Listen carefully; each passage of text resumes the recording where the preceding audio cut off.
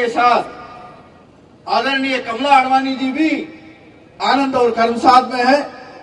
आप सबके तरफ से मैं हार्दिक स्वागत कर रहा हूं कमला जी का।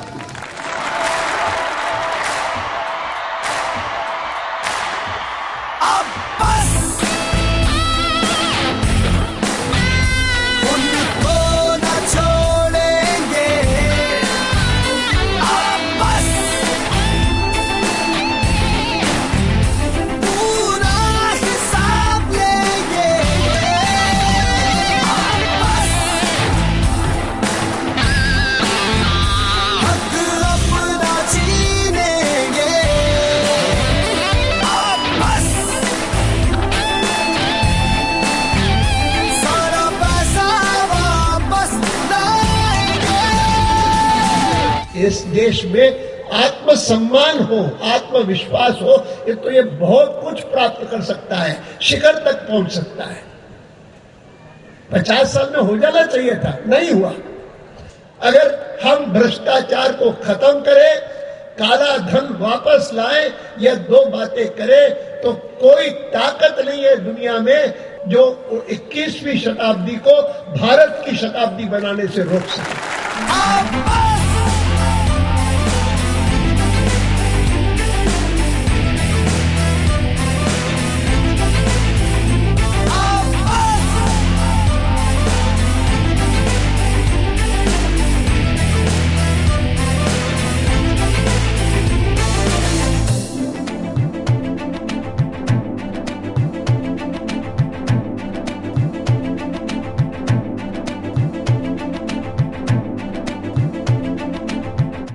आम लोग बहुत दुखी हैं सरकार से। अच्छी सरकार, अच्छा शासन और भ्रष्टाचार ये साथ साथ नहीं चल सकते। जब वापस हमारा खजाना आएगा, भारत में कोई भी निर्धन न रहेगा, खुशहाली का सपना हकीकत बनेगा। देखना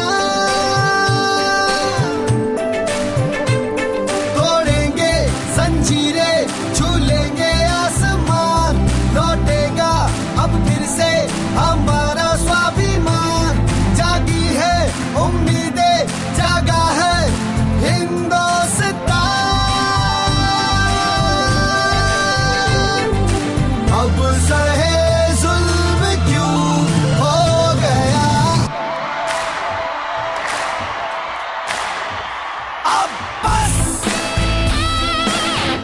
सन 2011 में स्विट्जरलैंड की पार्लियामेंट ने एक कानून पास किया है जिसका नाम है restitution of illicit assets act. हम सरकार से जानना चाहेंगे कि जब से लेकर के स्विस बैंक्स में एक परिवर्तन की स्थिति आई है और उन्होंने अमेरिका को पैसे दिए, जर्मनी को पैसे दिए, फ्रांस को पैसे दिए, छोटे छोटे पीरू और नाइजीरिया जैसे देशों को पैसे दिए, उसके बाद आपने क्या कोशिश की भारत का पैसा वापस लाने की?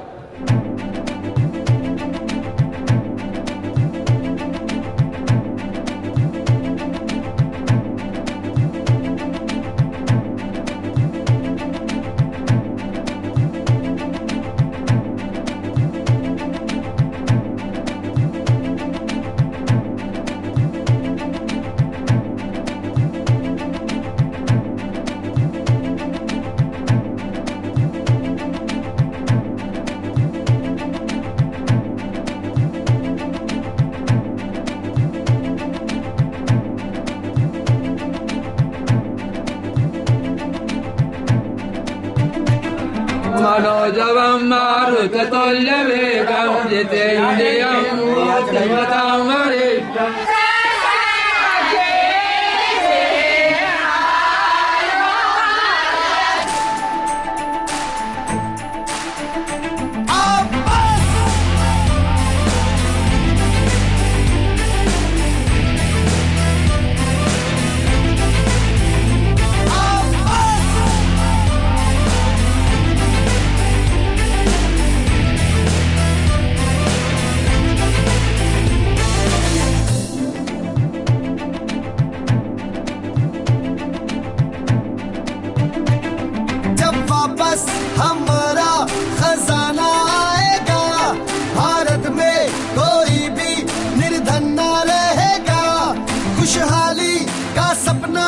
हकीकत बनेगा देखना,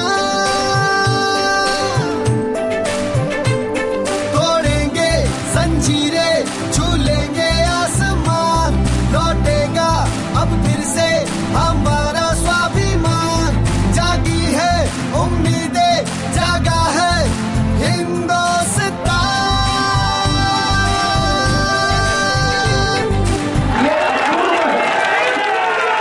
अब सहे जुल्म क्यों हो गया, अब बस। मैंने कहा विसिल ब्लोअर्स को तो सारी दुनिया में लोकतंत्रीय देश प्रोटेक्ट करते हैं। ये कैसी सरकार है जिसके दो बड़े नेता यहाँ बैठे हैं, प्रणब मुखर्जी, चिदम्बरम जी। मैं उनसे पूछता हूँ कि इन विसिल ब्लोअर्स को, मेरी पार्टी के, उनको आपने जेल में भेज दिया है। मैं उस समय पार्टी का लीडर था। मैं अगर उनको मना करता कि तुम्हें ये नहीं करना है तो वो नहीं करते, मेरी बात मानते। और इसीलिए मैं आपको कहना चाहता हूं, अगर आपकी नजरों में मेरे ये दो साथी अपराधी हैं तो मैं उनसे बड़ा अपराधी हूं। आप उनको छोड़ दीजिए, मुझे आप तिहाड़ जेल भेज दीजिए, मैं जाने को तैयार हूं। इस यात्रा के बारे में मुझे कभी कभी पूछते हैं कि पहले की यात्राओं और इस यात्रा में फर्क क्या है। मैंने कहा फर्क तो बहुत है, लेकिन एक बहुत बड़ा फर्क है कि पहले की यात्राओं में हमेशा वाजपेयी जी का प्रत्यक्ष मार्गदर्शन मेरे लिए था। इस बार दुर्भाग्य से मेरे पास वो नहीं है, और मैं इसीलिए आरंभ करने से पहले 11 तारीख को मैंने यात्रा आरंभ की, तो उसकी पूर्व संध्या को 10 तारीख शाम को मैं उनके निवास पर गया। जाकर के मैंने उन्हें इस यात्रा के बारे में बताया और आशीर्वाद मात्र लेकर के मैं चला हूँ। तोड़ेंगे जंजीरें, झूलेंगे आसमान, लौटेगा अब फिर से हमारा स्वाभिमान। जागी है उम्मीदें, जागा है हिंदुस्तान। अब सहे जुल्म क्यों हो गया,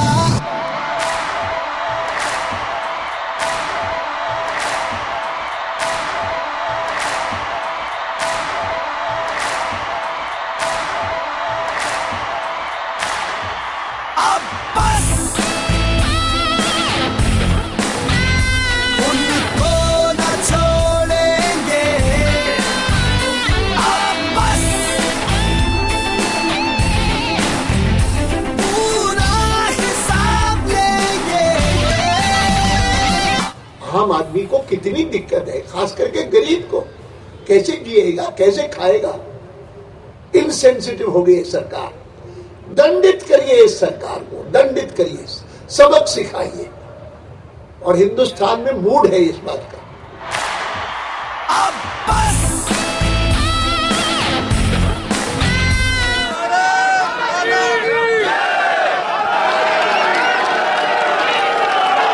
मेरे साथ कहिए, भारत माता की, भारत माता की, वंदे वंदे। अब बस। पूरा हिसाब लेंगे। अब बस। हक अपना छीनेंगे। अब बस। सारा पैसा वापस लाएंगे। 3 नारे हैं जो इस यात्रा के लक्ष्य को प्रकट करते हैं। पहला, मैं कहूंगा भ्रष्टाचार, आप उसका उत्तर देंगे मिटाएंगे। भ्रष्टाचार, काला धन, भारत देश, भारत देश।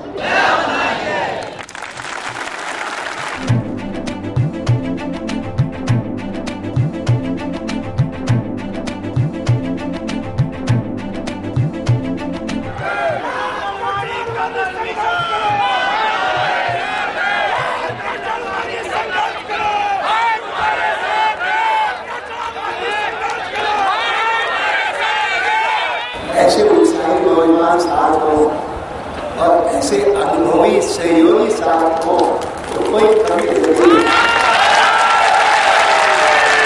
जब वापस हमारा खजाना आएगा, भारत में कोई भी निर्धन न रहेगा, खुशहाली का सपना हकीकत बनेगा। देखना तोड़ेंगे जंजीरें, झूलेंगे आसमान, लौटेगा अब फिर से हमारा स्वाभिमान। मैं सब जगह कहता हूं कि अगर इसको स्वागत कहते हैं तो सभा क्या होगी। जागी है उम्मीदें, जागा है हिंदुस्तान।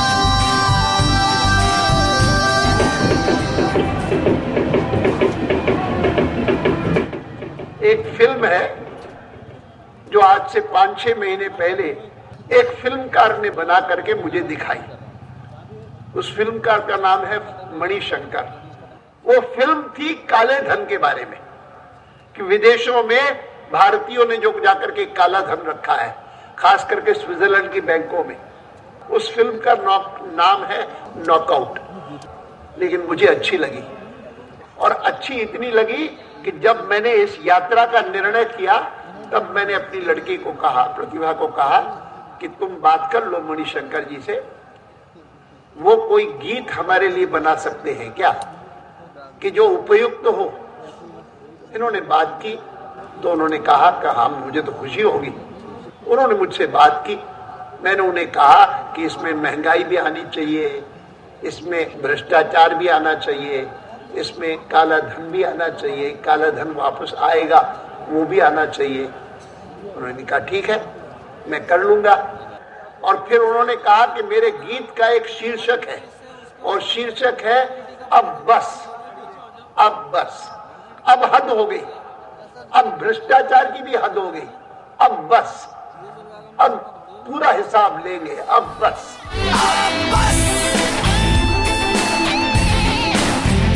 पूरा हिसाब लेंगे,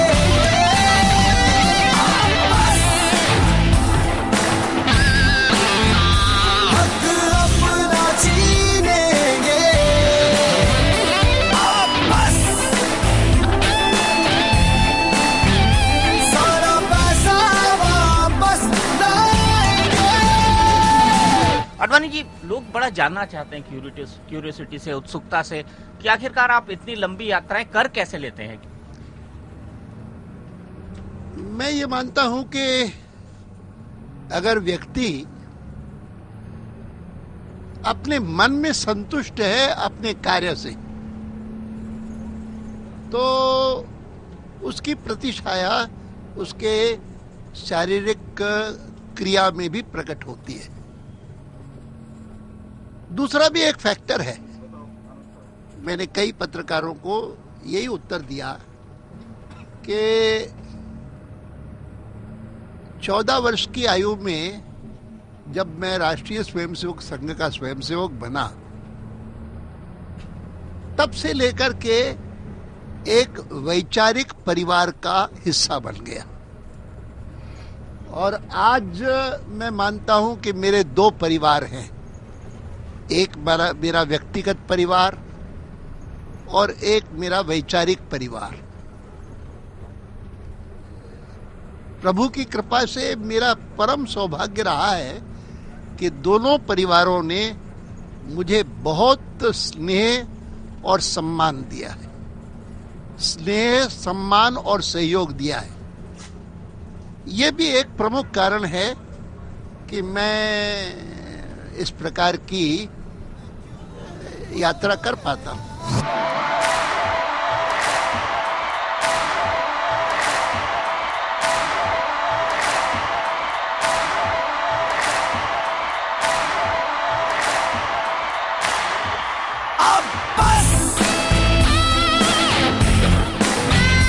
उनको न छोड़ेंगे, बस पूरा हिसाब ले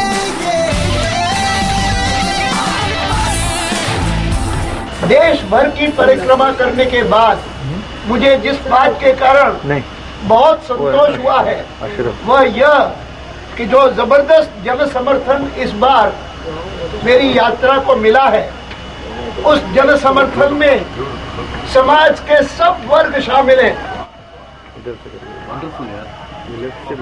हिंदू, मुसलमान, पारसी, ईसाई, सिख, समाज का कोई वर्ग नहीं है। किसान हो, व्यापारी हो, मजदूर हो, विद्यार्थी हो, कोई समाज का वर्ग नहीं है जो अछूता है।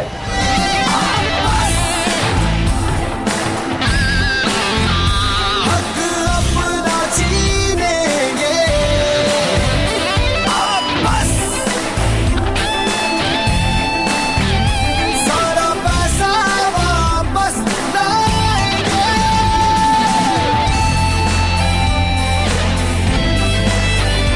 अब बस, अब बस।